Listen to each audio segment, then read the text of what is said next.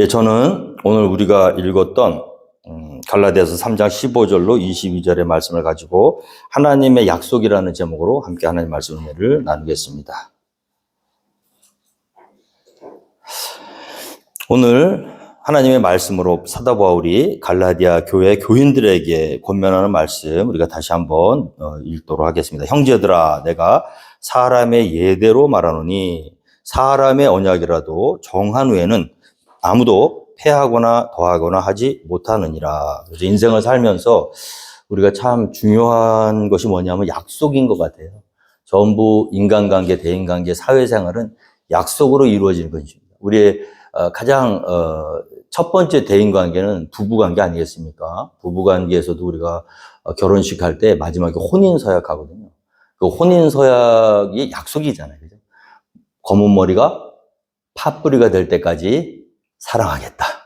중간에 마음을 바꾸지 않겠다. 끝까지 이 약속대로 이 가정을 지키겠다. 우리 약속하는 거거든요. 그래서 어떤 이 갤럽 조사는 아닌 것 같고요. 어떤 분이 이렇게 SNS에 올려놓은 글을 이렇게 봤는데 바람피지 않을 사람을 어떻게 알고 결혼을 할 것인가. 우리 남자들 결혼 안 한 처녀들이 이제 남자를 고를 때 10가지인가 있더라고요. 바람 안 피는 사람의 특징이. 그 중에 하나가 뭐냐면 평상시에 약속을 잘 지키는 사람이래요. 작은 약속도 소중히 생각하고요. 그래서 목숨 걸고 지키는 거예요. 내가 아쉬울 때는 약속했다가 형편이 바뀌고, 상황이 바뀌면 헌신짝처럼 버리는 것이 아니라, 나한테 불리하게 계약이 되었다고 그래도요, 그걸 끝까지 가는 거예요. 그러니까 가난하고 못 살고 별 볼 일 없을 때 자기에게 헌신하고 저를 성공하도록 이렇게 도와주었던 조광지처를 성공한 남자들이 제일 먼저 하는 일이 뭐예요? 더 이쁘고 더 젊고 더 능력 있는 여자 갈아타게 하잖아요. 참 정말 그런 사람 하나님이 정말 싫어하십니다. 하나님은 신실하신 하나님이세요. 그리고 우리도 신실하시길 원하십니다. 내가 거룩하니 너희도 거룩하라. 그래서 신앙은요, 사실은 인격에서 다 나오는 거예요. 인격 따로 신앙 따로가 될 수가 없습니다. 우리 하나님은 의로우신 하나님이시고 신실하신 하나님이시고 약속을 잘 지키시는 하나님이시고 성실하시고 진실되신 하나님이신 줄 믿으시기 바랍니다. 하물며 우리도 사람이 약속한 거를 한번 정하면요, 함부로 바꿀 수가 없는 거예요. 그래서 약속 무서운 줄 알아야 될 줄로 믿습니다. 그래서 우리 가정의 이 관계도 눈을 한눈으로 팔면 안 돼. 마음에 딱 중심을 가지고요. 어떤 상황이 있더라도 그 약속 끝까지 지켜나가는 사람, 그런 사람의 귀하게 여기실 줄 믿습니다. 제가 한번 약속을 어겼다가 큰 낭패를 본 적이 있는데요. 다른 게 아니라 이제 제가 신학교 때 달라스에서 아틀란타로 이제 이렇게 이사를 오게 되어서 계약을 했단 말이죠. 아파트를. 1년 계약을 하게 되는데 그 계약서가 한 몇 장 되더라고요. 그거 언제 다 읽고 있어요. 바쁜데. 그래갖고 대충 보고 사인했거든요. 그러고 나서 3개월 있다가 한 2시간 정도 떨어진 한인교회에서 저를 유스 미니스터로 이제 콜링을 하셔가지고 내가 감사하게 이제 또 공부도 공부지만 또 훈련이 필요하기 때문에 섬길 교회를 찾아 떠나게 되었어요. 그래서 한 3개월 살았거든요. 3개월 살았는데 이제 아파트를 옮겨야 되니까 이제 제가 그 사무실 가가지고 사정이 이렇게 돼서 더 못 살고 떠나가야 될 것 같다. 그러면 저는 봐줄 줄 알았어요. 야, 저는 그때 그 사인의 위험을 제가 그렇죠. 정말 그거 어떻게 그럴 수가 있는지 제가 설명을 막 했어요. 그냥 가난한 신학생이다. 그냥 하루 벌어 하루 산다. 막 그러면서 좀 어떻게 디스카운트라도 좀 안 되냐. 야, 정말 요지부동이죠. 거기 오피스 하시는 분이. 그리고 나서 제가 1년 반을 그 아파트비를 했습니다. 옮기고 나서. 거기 계약서에 그렇게 되어 있더라고요. 자세히 읽어보라고 봤더니 그 파기를 할 때 그렇게 4개 되어 있어요. 그거 뜯어 감느라고 그 어려운 살림에 전도사 제가 월급 700불 받았거든요. 그거 받으면서 일하면서 그 와중에도 아파트비 1년 반 냈어요. 그러고 나서 그게 끝나고 나서 제가 그다음부터는요, 사인할 일 있잖아요. 그러면 잘 봅니다. 이때 어떤 사인. 여러분들 사인 함부로 하지 마시기 바랍니다. 사람의 예대로 말하면요, 사람의 언약이라도 오늘 말씀에 뭐라고 되어 있습니까? 한번 정한 후에는 아무도 패하거나 더하거나 하지 못한다고 그래요. 이만큼 약속이 정말 중요한 건데, 신앙생활은 무엇으로 이루어졌냐 하면요, 약속으로 이루어진 줄 믿으시기 바랍니다. 우리는 약속으로 구원받는 거예요. 하나님의 약속, 하나님이 우리에게 주신 약속 한마디로 우리가 구원받는 거예요.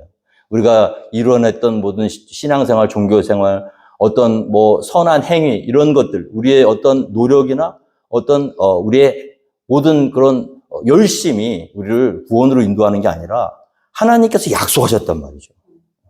그래서 우리가 항상 신앙의 중심은 뭐냐면 하나님이 기준이 되시는 겁니다. 그가 약속하셨기 때문에 구원받는 거예요. 하나님이 약속을 어기시면 우리 중에 구원받을 사람 아무도 없습니다. 그러나 우리가 믿는 하나님은 어떤 하나님이십니까? 우리는 때로는 하나님을 배신해요. 우리는 때로는 하나님을 원래 떠납니다. 우리는 떠난다고 떠났어요.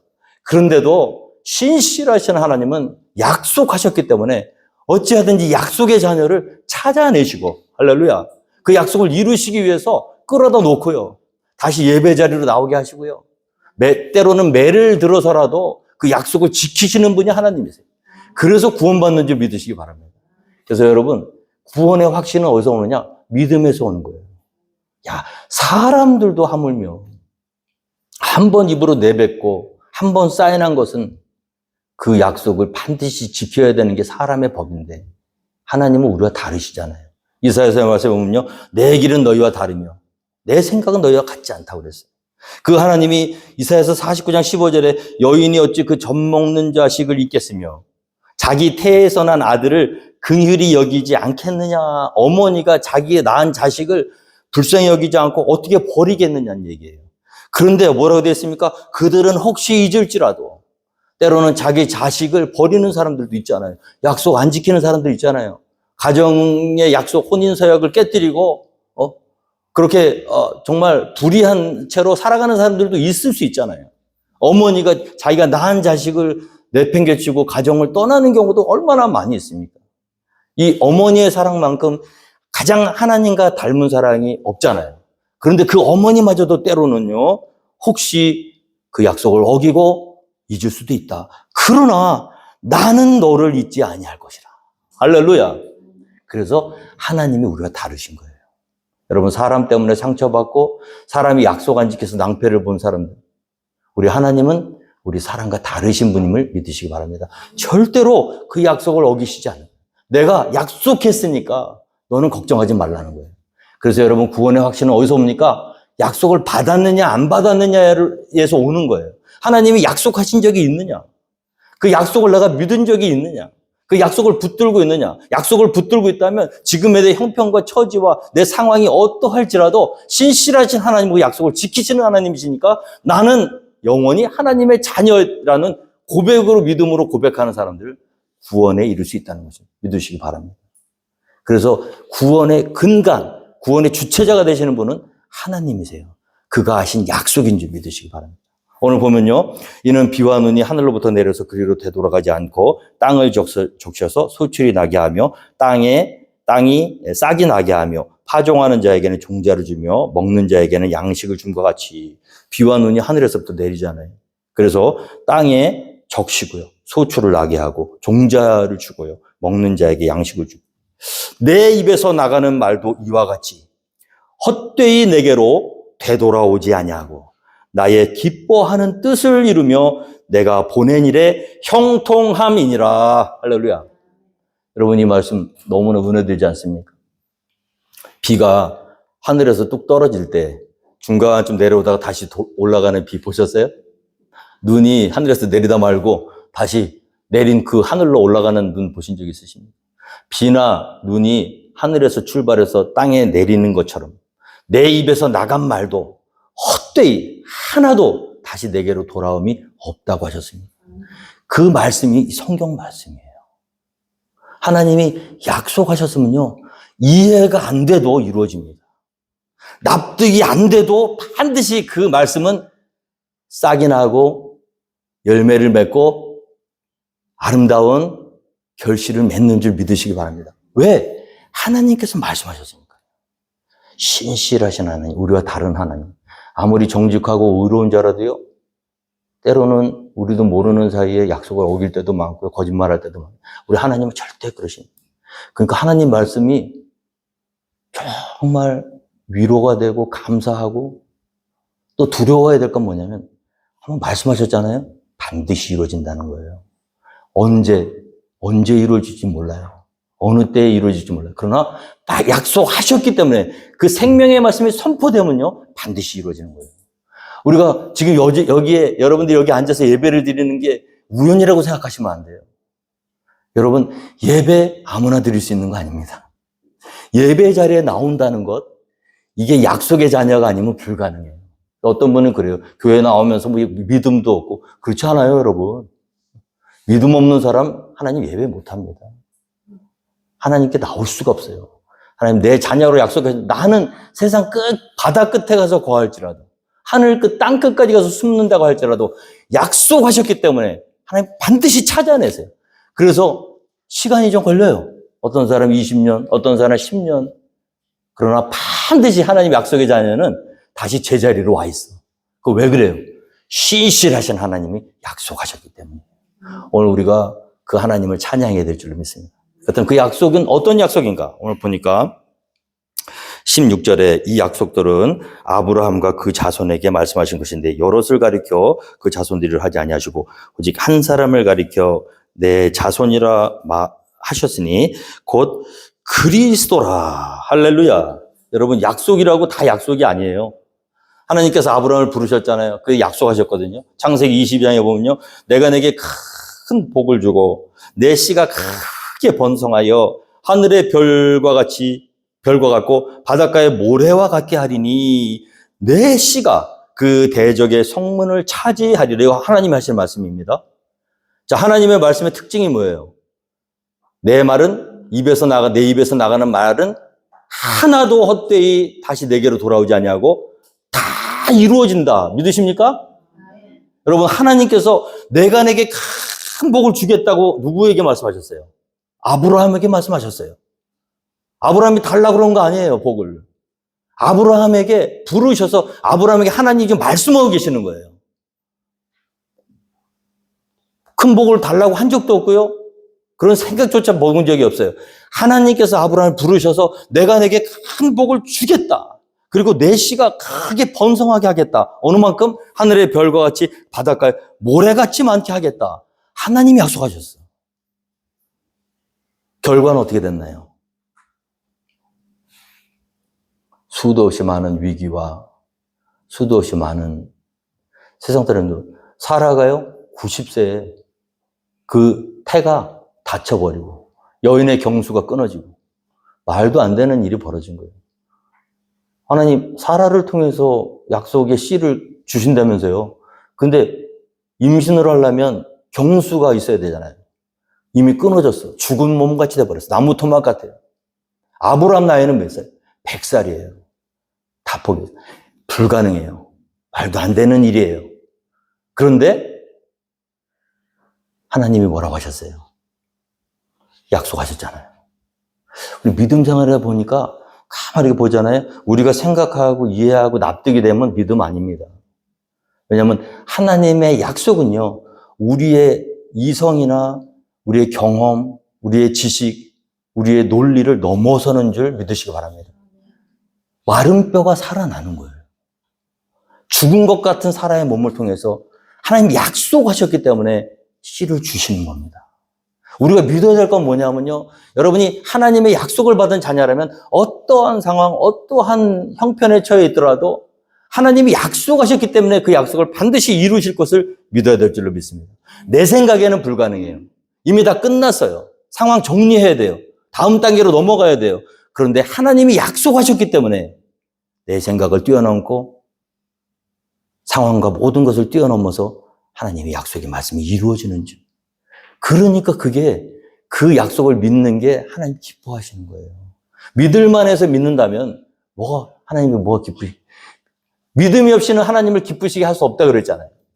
어떠한 상황에서도 하나님의 약속의 말씀을 붙들고 그 일이 이루어질 것을 믿는 사람, 그 사람 하나님 기뻐하시는지 믿으시기 바랍니다. 그리고 실제로 그 일이 벌어지는 거예요. 아브라함은요, 믿음이 있었나요? 그렇게 믿음으로 출발했는데 참 이런 게 있어. 믿음으로 출발해도요, 우리가 살아갈 때 믿음을 못 지키는 경우가 많습니다. 왜 그러냐면요, 아브라함이 하나님의 약속이 이루어지기까지는 죽어요, 안 죽어요? 안 죽어요. 죽을 수가 없어요. 죽고 싶어도 못 죽어요. 하나님의 자녀들은요, 내가 죽고 싶다고 죽는 게 아니에요. 그래서 스스로 목숨을 이렇게 하는 건 아닙니다, 그거는. 내가 나의 주인이잖아요. 내 목숨이니까 내 마음대로 하는 건가요? 아니에요. 하나님의 자녀들은요, 내 숨 한 번 쉬고 들숨 날숨하는 이 호흡, 한 호흡이 다 하나님 거예요. 하나님이 약속하셔서 나를 부르셨잖아요. 내 마음대로 죽고 싶어도 못 죽어요. 죽으면 약속이 이루어지지 않잖아요. 그러니까 아무리 극단적인 생각이 들고 아무리 어려운 상황이 있어도요, 하나님의 약속의 자녀들은요, 하나님을 믿는 거예요. 의지하는 거예요. 남은 다 죽어도요, 누구는 안 죽어요. 나는 안 죽어요. 왜? 아직 약속을 못 받았으니까. 그걸 믿어야 되는 거예요. 그런데 아브라함은 어떻게 했어요? 못 믿었어요. 여러 번 못 믿었어요. 기근이 임했거든요. 다 굶어 죽어가요. 그래서 사람들이 피난을 떠나기 시작합니다. 곡식이 있는 곳, 풍성한 물질이 있는 곳, 애굽 땅으로요. 다들 보따리 싸서 피난을 가요. 아브라함은 어떻게 행동했어야 될까요? 다른 사람들은 다 살기 위해서 육신의 음식이 있는 애굽 땅으로 피난을 갈지라도 아브라함은 어떻게 했어야 되죠? 그 자리에 남아 있었어야죠. 왜 남아 있었어야죠? 약속하셨잖아요. 내가 너를 큰 복을 주고 내 씨로 번성하게 하고, 하나님의 약속이 이루어지기 전까지는 죽고 싶어도 못 죽는 게 하나님의 자녀의 운명인데 아브라함은 못 믿었어요. 그리고 보따리를 싸가지고요, 애굽으로 갑니다. 그것도 2번씩이나. 갈 때 그냥 갔나요? 나 살자고 자기 와이프를 여동생이라고 속여가며 얼마나 부끄러운 짓을 했어요. 세상 사람들과 똑같은 방법으로 세상 사람들처럼 살았어요. 그러면 버리셔야죠. 그러면은 얘는 아닌가 보다 끝나버려요. 우리 같았으면, 인간과 인간의 언약 관계 같았으면 벌써 끝났습니다. 네가 약속 안 지켰으니까 이 계약은 파기야. 끝나버릴 수 있어요. 근데 하나님은 어떤 하나님이세요?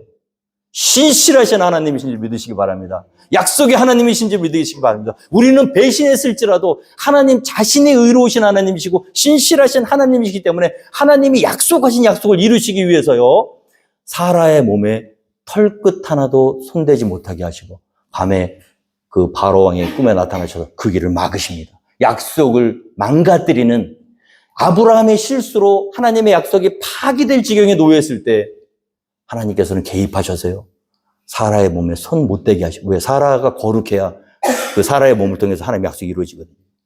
그런 일들이 아브라함의 인생에 수도 없이 많이 벌어진단 말이에요, 여러분. 우리는 실수했지만 우리가 약속의 자녀이기 때문에 신실하신 하나님이 그 약속을 이루시기 위해서 개입하시고 우리의 등 뒤에서 일거수일투족 넘어져서 쓰러져 있잖아요. 그럼 어떻게 해요? 달려가서 이렇게 세워주시는 거예요. 너 여기 넘어져 있으면 안 돼. 나랑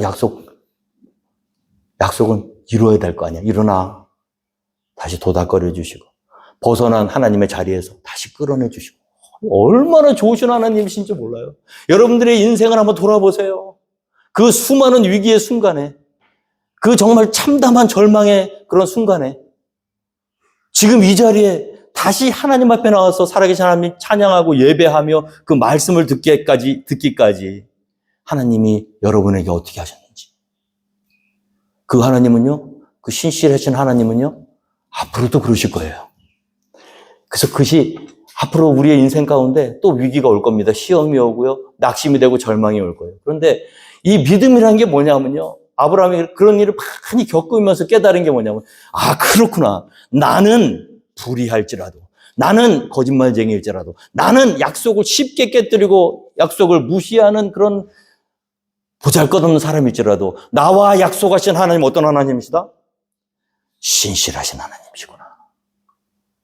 내가 잘나서 가나안 땅에 가서 그 온갖 축복을 받는 게 아니라 하나님이 내게 약속하셨기 때문에 어떻게 하셔든지 하나님이 이 약속을 이루시는 분이구나.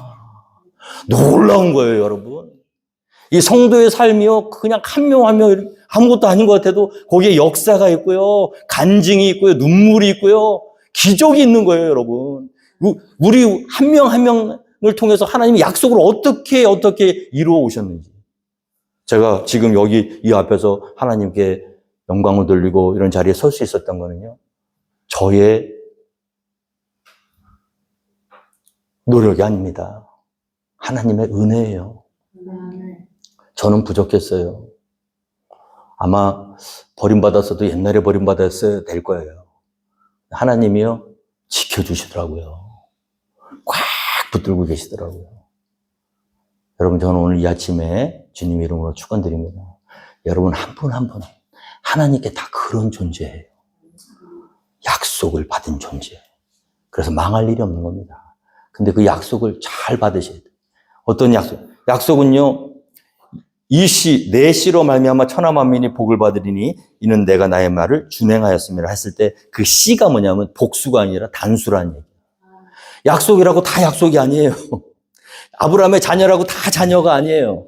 그 수많은 자녀 중에 단 약속의 자녀가 필요한 거예요. 약속의 자녀. 우리가 누구를 믿어야 되냐면 약속의 자녀를 믿으셔야 될 줄 믿습니다. 아브라함이 자손이 얼마나 많았어요. 로마서 9장 7절에 또한 아브라함의 씨가 다 그의 자녀가 아니라 오직 이삭으로부터 난 자라야 내 씨라 불리리라 하셨으니 곧 육신의 자녀가 하나님의 자녀가 아니요 오직 약속의 자녀가 씨로 여기심을 받느니라. 그래서 여러분들 구원 받으시려면요, 예수님 믿으셔야 돼요. 다른 방법이 없습니다. 하나님은 예수 그리스도를 통해서 하나님의 약속하신 하나님의 약속의 자손을 통해서 모든 민족, 모든 열방이 하나님 앞에 구원을 받게 되게 하겠노라고 아브라함이 약속하신 거예요. 그래서 87세에 낳은 이스마엘은 우리의 구원자가 될 수가 없습니다. 그 이후에 아브라함 말년에 그두라를 통해서 많이 낳았던 동방에 살고 있던 그 사람들도 우리가 믿어야 될 대상은 아니에요. 하나님께서 자 보세요. 오늘 말씀에 아브라함과 그 자손에게 말씀하신 것인데 이 약속들은 여럿을 가리켜 그 자손들을 하지 아니하시고 오직 한 사람을 가리켜 내 자손이라 하셨으니 곧 그리스도라. 자, 이 그리스도는 어떤 분이십니까? 오늘 보니까요, 마태복음 1장 1절에 아브라함과 다윗의 자손 예수 그리스도의 계보가 쭉 나오게 되죠.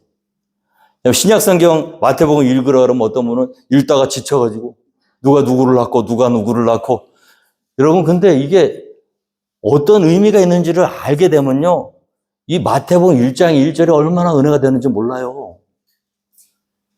마태복음 1장 1절에 나오는 그 예수 그리스도의 계보 있잖아요. 아브라함과 다윗의 자손 예수 그리스도의 계보. 그 계보가 뭐냐면 하나님의 약속의 물줄기라는 거예요. 하나님 약속하셨잖아요.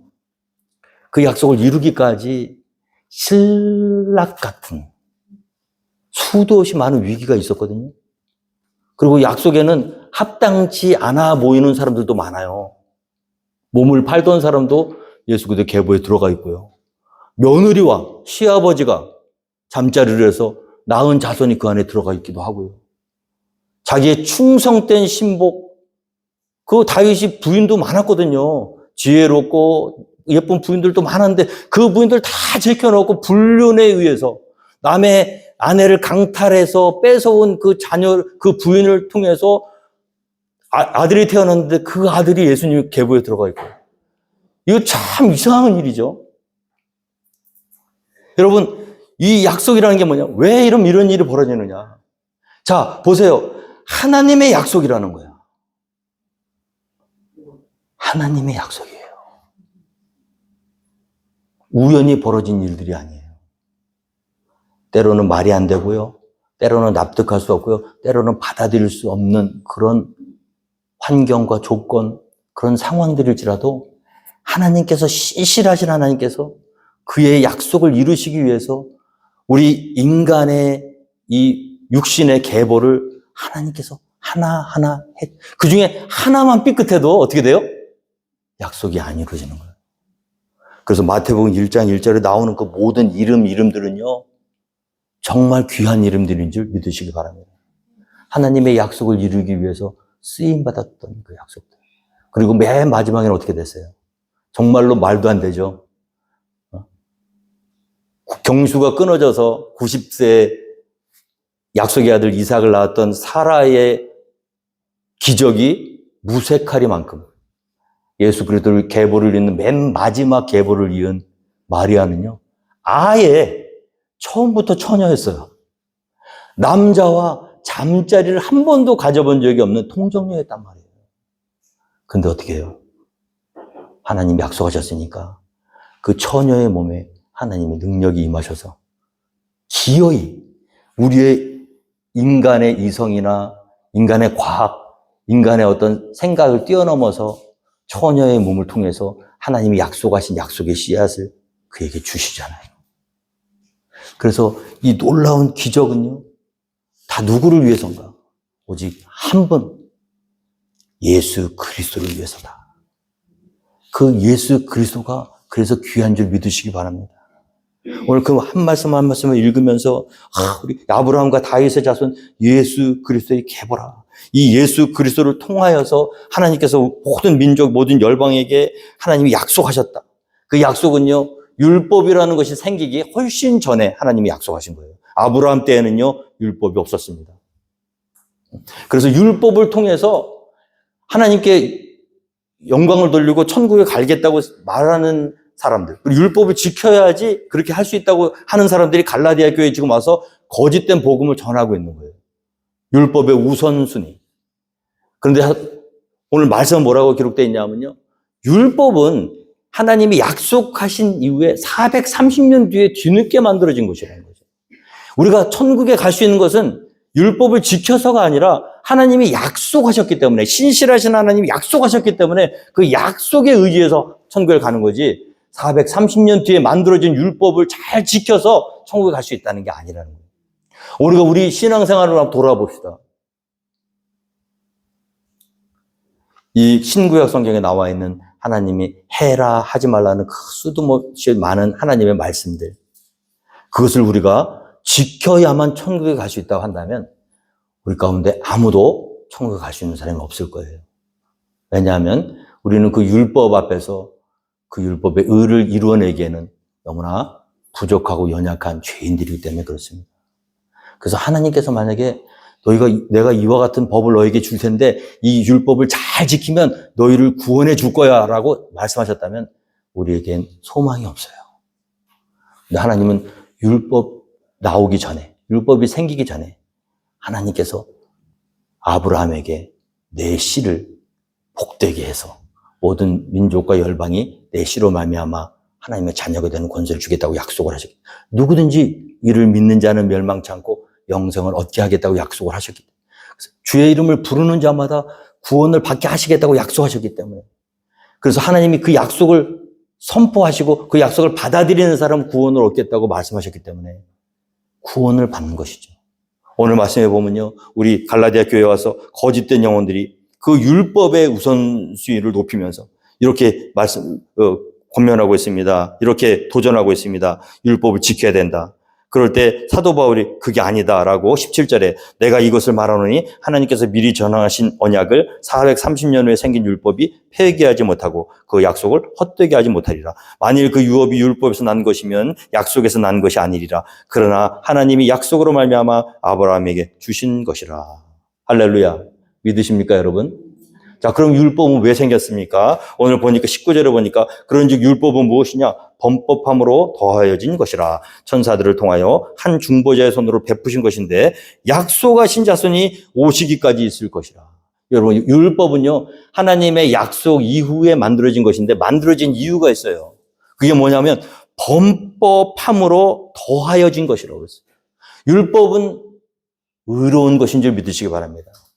율법은 불의한 게 아니에요. 하나님의 뜻이에요. 남을 사랑하고요, 다른 사람의 생명을 소중히 여기고, 거짓말하지 않고, 도둑질하지 않고, 간음하지 말고, 부모를 공경하고, 거짓 증거하지 말고, 이웃의 것을 탐하지 말고, 하나님을 높이고 안식일을 지키고 주 여호와를 예배하며 우상을 섬기지 말고, 그 모든 것들은 다 선한 거예요.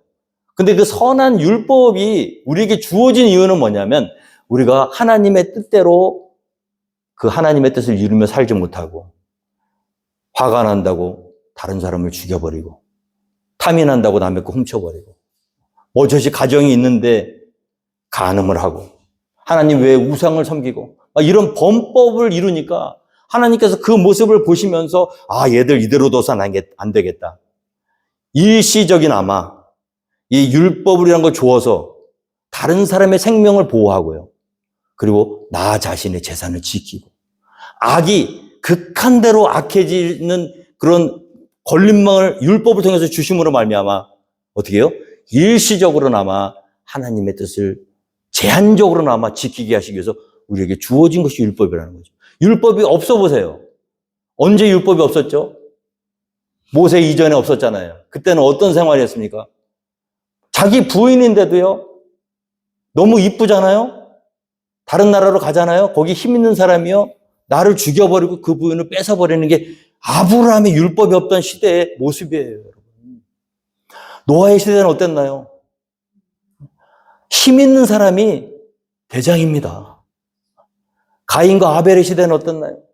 내가 가인을 죽여도요. 내가 죽이고 남의 거 뺏어도요. 아무도 뭐라고 할 사람이 없어. 왜? 율법이 없기 때문에. 그래서요. 우리 가운데 법이 없으면요. 아무도 살아남지 못해. 그런데 문제는 뭐냐면 이 법이 일시적으로 우리를 안전하게 지켜주고 하나님 앞에서 일시적으로 살게 하지만 그러나 그 율법의 정신, 하나님의 뜻, 다른 사람을 사랑하고 의를 이루는 그 삶은 완전하게 이루지 못하는 그런 제한적이라는 게 문제죠. 그래서 율법을 통해서 하나님의 의에 이룰 수 있다 없다? 없어요. 그러나 일시적으로는 우리의 죄를 율법을 통해서 묶어둘 수는 있는 거예요.